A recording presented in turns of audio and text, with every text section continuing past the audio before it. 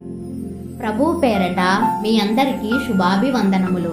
ఈరోజు మన అనుదిన వాక్య ధ్యానమైన ఎడారిలో సెలయేర్లలోని వాక్యము.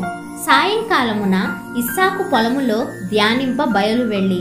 ఆదికాండము 24వ అధ్యాయము 63వ వచనము.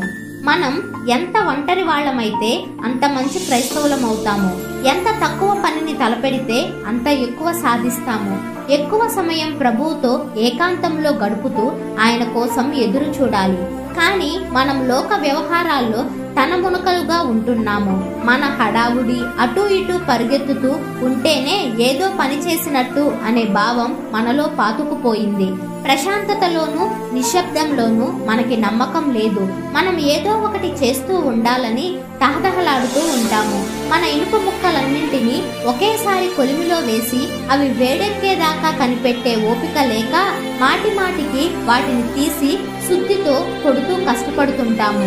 అయితే నెమ్మదిగా మనలో మనం ధ్యానం చేసుకునే సమయమే అన్నింటికంటే లాభకరం. దేవునితో మాట్లాడడం, పరలోకం వైపు తదేకంగా చూడడం, ఇవే మనకి క్షేమాన్ని చేకూర్చే పనులు.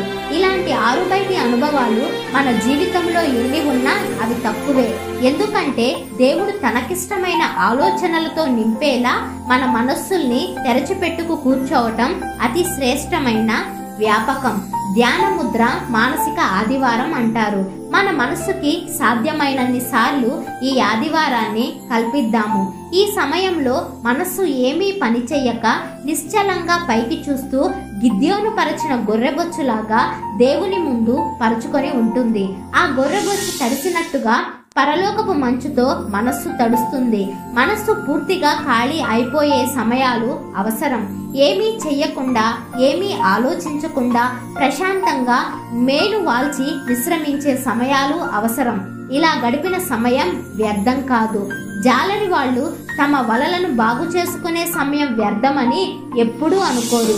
గడ్డి కోసేవాడు తన కొడవలిని సానబెట్టుకునే సమయం వ్యర్థమని అనుకోడు. పట్టణాల్లో నివసించే వాళ్ళు ఇస్సాకులాగా సాధ్యమైనన్ని సార్లు జీవితపు హడావుడిల నుండి దూరంగా పొలాల్లోకి వెళ్ళిపోవాలి. వేడిమి, శబ్దం, త్రొక్కిసలాటల నుండి దూరంగా ప్రకృతికి చేరువగా వెళ్తే ఎంతో ఊరటగా ఉంటుంది. అది హృదయాలను సేదతీరుస్తుంది. పొలాల్లో షికార్లు, సముద్రపు ఒడ్డున నడక, పూలు పూసిన మైదానాల్లో కాలం గడపడం మీ జీవితంలో భారాన్ని తేలిక చేసి హృదయాన్ని సంతోషంతో, తాజాదనంతో ఉట్టిపడేలా చేస్తుంది.